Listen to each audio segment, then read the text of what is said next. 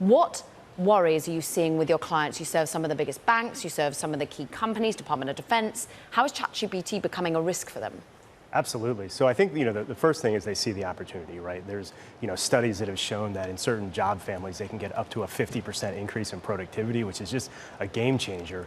But in the rush to kind of adopt it and take advantage of those benefits, they've run into a lot of walls, and those things include the fact that it makes things up, what some people term hallucinations, the fact that it can leak back sensitive data that it was trained on or that it was asked about, the fact that sometimes it can return toxic or responses that aren't value aligned with your organization. And so, we're helping our customers solve these problems so that they can take advantage of this game-changing technology. Describe how that happens, because there are rivals to OpenAI's ChatGPT looking at least showing you where the information has come from.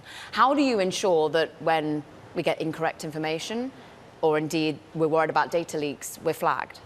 Yeah, absolutely. So, these models fundamentally, they don't contain all the data they were trained on. They contain sort of some, really efficient summaries of it, right? And so they don't really know what's true and what's not true. What they know is what is probably could be likely to be true.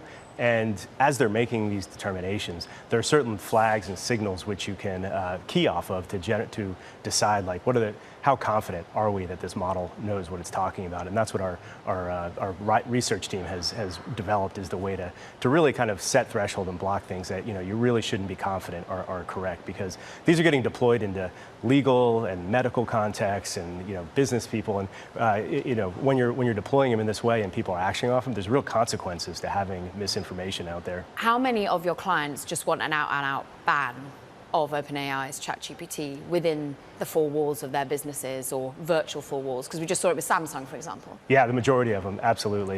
You can't use the public OpenAI. They're starting to be able to stand it up with inside a Microsoft Azure security zone, but even that, there's a number of problems that come with that, because ultimately what these firms want to do is be able to take something like a ChatGPT, but then augment it with training it on their own data, so that they can ask it questions that are more informed by their business knowledge. And that's one of the areas where leaking that data back in the wrong context can be really harmful and really damaging. What, Ed, seems to be in every part of our conversation is the pros and the cons here. We just heard it from Ashton Kutcher. We're now talking about really cyber can be helped and hindered by this, right? Yeah, Adam, I'm interested for your take on this. I was at RSA conference last week, and everyone's talking about generative AI, balance between how useful it's going to be in making data secure and tracking attacks versus how dangerous it is in the hands of bad actors. Arthur sits at kind of the intersection of that. What's your view?